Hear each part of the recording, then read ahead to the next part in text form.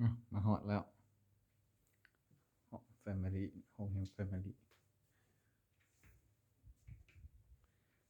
สภาพห้องเนาะ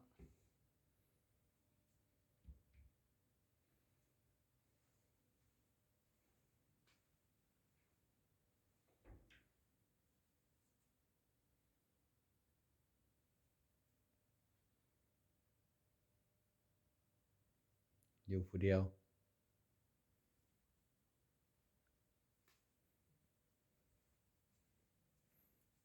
สำรวจห้องน้ำ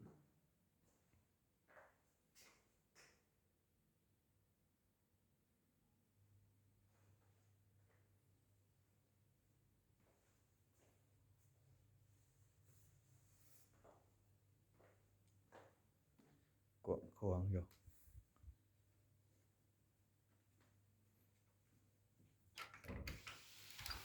ของกินมาให้ยังบ่ได้เอาเข้าซั่น